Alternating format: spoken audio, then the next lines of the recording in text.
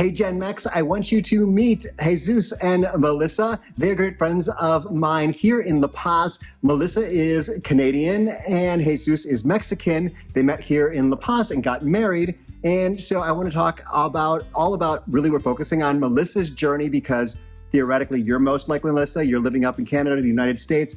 Melissa's not yet retired. She's almost retired and now married to Jesus. Let's get to know them. Hey everybody, I'm Melissa. I'm 47 and I'm currently living in La Paz. I work in the oil field in Alberta as a medic on a drilling rig. And so I'm allowed to work 1 month on, 1 month off. And I went on vacation with some friends to Puerto Vallarta for 3 weeks. Then I went to Cabo for 10 days. And I had a friend that sailed down from Vancouver Island to La Paz. And I said, oh, I'll meet you there. We'll hang out. Never heard of La Paz before. Got here, absolutely fell in love with it within a day and a half. I have traveled extensively, mostly over Europe, and never felt that way about anywhere else. So I decided to rent an Airbnb for 3 months. Again, fell more and more in love with La Paz and decided that I was going to move here. I then went back to Canada, gave everything I owned to my 22-year-old son.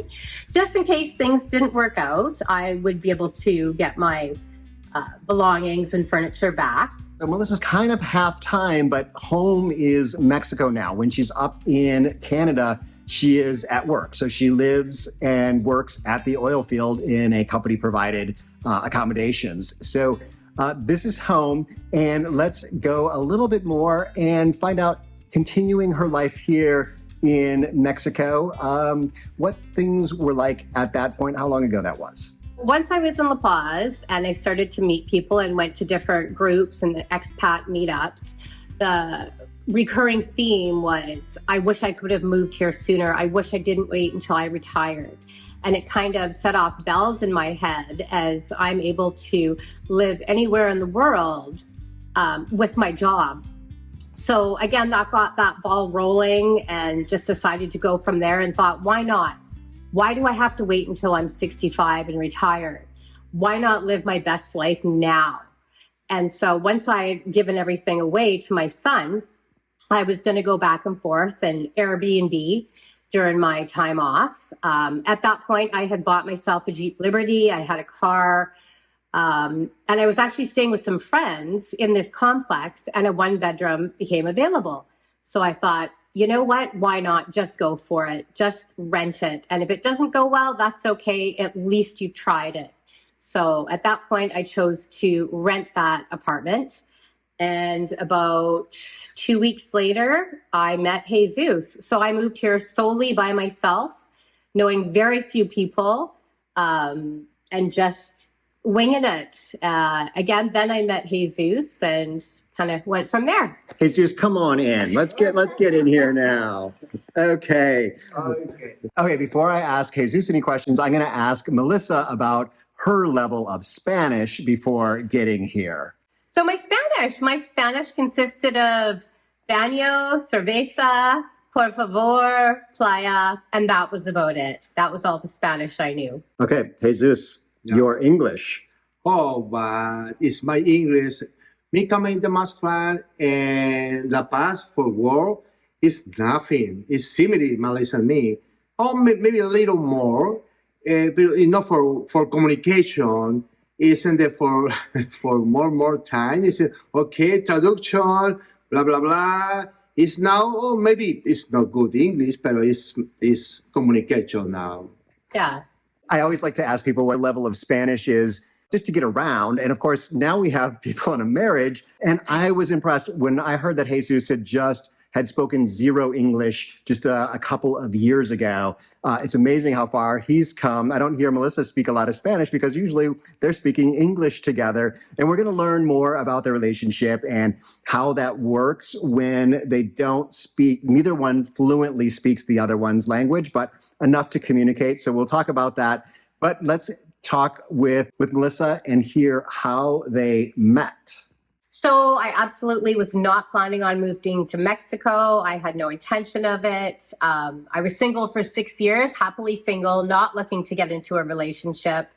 just happy traveling the world, working. And then one day I went to a bar called Estrella Del Mar on the beach and had a few drinks with some friends. And at that point, I ran into Jesus and we started talking and just really hit it off. So we spent the next 5 days together. And I had to go back to work for 2 months. And he was actually devastated. He thought I would not come back. In those 5 days, I had actually signed the contract to rent my apartment. And so that made him a little more secure that I was going to come back and I was serious about him. There was a lot of FaceTiming going on, a lot of phone calls. Again, a lot of Google Translate because we didn't speak each other's language. We just knew that the chemistry and the connection was there and we wanted to see where it went. Yeah, these guys are really wonderful. I see them around a lot of happy hours and whatnot. I want to hear more about their families, some of which I've met at their wedding, and we're going to talk about their wedding in a second. But let's hear about a little bit about both of their pasts. So again, I was single, not looking for anything, found Jesus, very quickly decided within probably 4 or 5 months that we did want to get married. That was no question. It was just there. This is a second wedding for both of us. We both have grown children. He's got 2 sons. One is 26, Jesus David. One is Diego, 17, who lives with us, and a stepdaughter, Paulina, who's 20. Amazing kids. I also have a son that's 23, Dakota, living on Vancouver Island. And if you watched the interview with Jake a while back, so this is I think he's an American guy, and he was dating a Mexican woman, and things were a little more complicated because there was this family dynamic and how things work in Mexico. It might be different if you are a woman dating a man or a man dating a woman. So let's hear a little bit about those differences. Mexico, family is everything. Family is huge. It's very, very important. However, he's 51, I'm 47. It's our second marriage. His father, unfortunately, passed away 3 years ago. So he has his mom, his sister, and nephew in Mazatlan, as well as his 2 other kids. We asked them what they thought about us getting married. And their answer was, as long as you're happy, I'm happy. And I've met them. They're wonderful people. My parents have met Jesus as well and very much in love with him. But we didn't have those complications dating as you would if I was a Mexican woman and he was an American man. But family is very important here, and they do have a big say. His family's a little more relaxed and just wants the best for both of us. So I met Diego at their wedding, and along with all of Melissa's friends who came down from Canada. Once again, we're going to talk about that wedding in a second, but let's continue talking about the family unit here because it is important and it is a little bit different. When we first moved in together, we had a tiny little 1-bedroom apartment. It worked perfect for us for the first year, and we quickly outgrew that. So then we ended up in this 2-bedroom place. And after about 3 or 4 months of being here, Diego and his stepdaughter Paulina came down for Semana Santa, I believe that's how you say it, spring break. And Diego, who is 17, absolutely loved it here and wanted to move down. So about 3 months later, we decided, talking with his mother in Mazatlan as well, that he would move down here. And that was a little bit challenging. Diego is a wonderful young man. He is extremely respectful. There is definitely a language barrier there, as he doesn't speak very much English at all. So we have to use Google Translate a lot. But I'm sure it was difficult for him going from having a Mexican mother to a Canadian stepmother. Mothers are the same around the world, but having a few different guidelines or expectations within the realm of normalcy. And we've worked through those. It's not been a problem. He goes to school full time. He works full time. We're very, very proud of him. And we're happy to have him as part of our family. I was done raising kids, and so it was a bit of a adventure having a teenager in the home again. But again, it's what you do for your family. You just do it, yeah, and it works really well for us. Okay, let's continue along the theme of differences. I want to hear what's different about marrying someone in a different culture? It's just, different. The Mexican girl and Canadian girl. It's just more, and the looking and the girl and the looking man isn't there. Okay, for one looking, it's more different. And the Canadian said Melissa is, and the this is Melissa. Hey, hi. This for me is the okay. And the one moment is in the for what is I don't know. No, but it's no problem. Now it's in the okay. Yes, it's only hi. And before time, and my ex is in the hey, hi, hey for white eyes. It's for you looking, you phone, I don't know. He said, no, it's just only friend of my friend. Okay. Yeah, it's now me communication for Melissa, for question, for hey, for hi. Oh, is this only hi? Oh, perfect. It's been no problem. In Mexican culture, there's definitely a little more jealousy for men and women. They're very protective of their girlfriend, boyfriend, husband. They don't understand, why are you talking to that man? Even though it's friendly. And again, Jesus and I are not jealous people, but that was one of the different culture things, whereas Canadians are very friendly and very outgoing. And so now he understands when I make new friends, be it female, male, and vice versa. I tell him to go out all the time. Go out and have fun when I'm at work. And he's like, but why? I wouldn't go without you. And he doesn't want me to be jealous. And I'm not, but there's a little more jealousy in Mexico as opposed to Canada. Yeah, so I think, every relationship is probably different. Let's see, I think Melissa mentioned that they like to do a lot of the same things and it's pretty casual. So let's hear kind of some of those things because I know what they did today and I'm very jealous. So what I did today actually was turbo cleaned the house for this interview, which it was fine. It was easy to do. But then I went scuba diving with Jesus. He works on a boat as a skipper and does a multitude of things. One of the things he had to do today was clean the bottom of the boats. And I used to be a diver many years ago. And he said, do you want to get in the water? Help me clean the boat. So I said, okay, why not? So we went scuba diving today. And then I went to a knitting club, which I'm super enjoying. I spin wool with a spinning wheel. I know it's kind of different, but it was something a group that I'm really happy I found here today. We are very outdoorsy people. We love paddleboarding. We love snorkeling. We love finding new reefs to check out, different beaches. We love walking the Malecon when he's got a day off. Dance in the street. We'll dance anywhere. We love dancing, absolutely. We love cooking together. He is by far the chef, and I will sit there and drink my margarita while he whips up something amazing, and he loves doing that. But yeah, we like being out on the boat. We don't own a boat, but when we're lucky enough to go out on our friends' boats, we love fishing, just the whole underwater lifestyle. I always said I should have been born a mermaid, and I have a mermaid tattoo. He's got an octopus tattoo. He always said, his life is under the sea.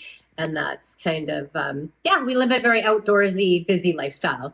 Okay, that mermaid transition is perfect for talking about the wedding. And I'm sure Melissa hates it every time I say this, but they wrote their own vows. And the way this worked was Melissa said her vows in English and all of us understood, and someone translated to Spanish for those people who were Spanish speakers in the audience. And they were very nice, very nice. And then Jesus started saying his vows.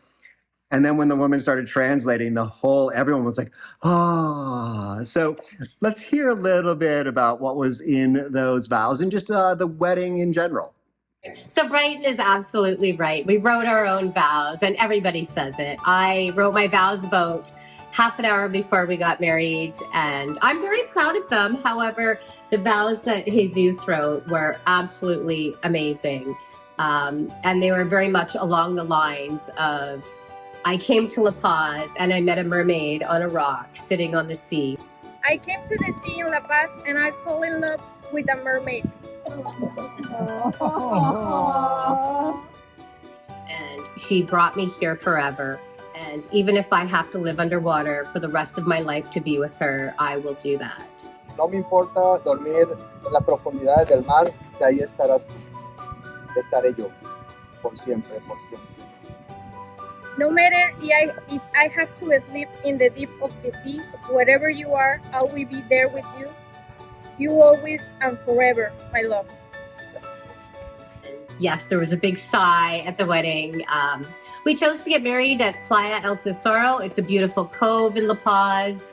And yeah, it was perfect. It was really great. And I'm super happy for his vows. They were very heartfelt. Yeah. Tell us more about the wedding. So the wedding. So we decided, I guess, probably 7 months ago, that we wanted to get married. I found a dress already. Was having a little bit of stress about it when we first started planning. And Jesus said to me, keeping in mind, I'm at work planning this entire wedding from a drilling rig, and I Amazoned everything. And Jesus said to me, baby, it doesn't matter. Don't stress. It's just you and me. And at that point, I decided to let any stress go. And so I had 17 friends fly in from Canada. I'm very grateful. There was about 40 or 50 people at the wedding. It was very casual. Everybody was there at the beach, had everything set up, walked in, mingled with everybody for about 20 minutes, said, hey, it's a good time to get married. And I can vouch for the wedding. I hope that Melissa talks a little bit about the dog and also the tacos. So we had our very good friends, Russ and Dolores from Denver, fly in to marry us. And they were spectacular good friends of ours. During the wedding ceremony, there was a random beach dog who just kind of was going to hang out right by us. So I politely asked somebody if he could maybe just move over there. So that worked out well. Yeah, we had friends of ours do an entire taco stand that were the best tacos anybody's ever had. And that's what we did for kind of a brunch, whatnot, and then had tequila on all the tables. Then we did some dancing, took some photos at sunset. Then went to, it was beautiful, yeah. We all mingled, we all had a good time. Again, I let all the stress go and it was perfect. And then we went to Banditos for dinner. And if you know where Banditos is here, it's a restaurant with a car grill. It unfortunately is closed down now after 20 years, which is sad, but we had a great time there. And then came back to the house for a party down by the pool. And I have heard a rumor that Banditos is going to come back in El Centenario, which is where I live. That's a rumor. We'll see. Rumors are very popular in Mexico. This is our adventure book that I got from the movie Up. And a friend of mine bought a Polaroid camera and took pictures of the wedding as it was happening. So I have friends that flew in from Australia, friends from San Diego. There's a great picture of me and Jesus at our wedding. Love that. And then everybody wrote congratulations and whatnot. This is Diego, his son. Yeah. There's a picture in here of you, I think, Brighton. Somewhere, probably on the last page. Here. Oh, is that? No, that's not you. I was with Scott in my picture. There we are. There you are. Yeah. Yep. Yeah. Cool. It's this is friends of mine from work, actually, from my drilling rig. So yeah, it was a great wedding. Before we wrap up, let's get a quick tour of the house here and hear what things cost for them. So we live in the La Posada area, about a 4-minute drive from the beginning of the Malecon and about 5 minutes to Walmart. It's a great area. The beach is about 2 blocks away. Everything came furnished in the house. Our landlords are absolutely amazing. They live across the street. They are wonderful, wonderful people, because there are rumors of landlords not being very honest in Mexico, but our landlords are phenomenal. So yeah, everything came furnished here. We pay under 15,000 pesos for our rent, which is an extremely good deal considering the cost of inflation in the last 2 years. Everything's included, water's included, except for our air conditioning. Our highest bill in July and August was 2,300 pesos. We're conscious about air conditioning, but we're not, we don't go overboard, but we certainly don't leave it on when we're not home.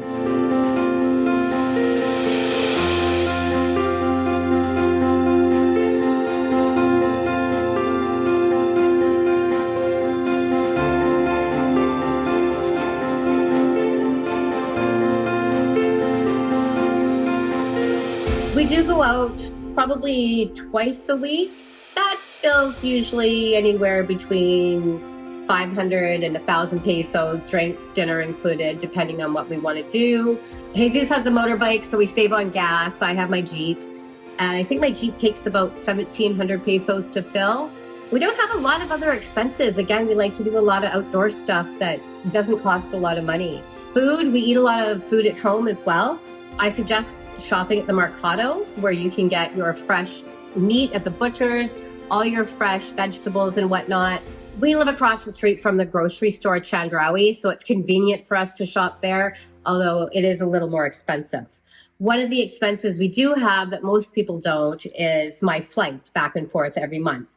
And I usually get that between $400 and $500 Canadian, but I do that once a month. However, it is cheaper for me to fly from Calgary to Cabo than Calgary to Vancouver Island. I have been doing my job 10 years, and I was paying quite a bit more to fly to Vancouver Island. So it's almost a no-brainer for me to move to Mexico.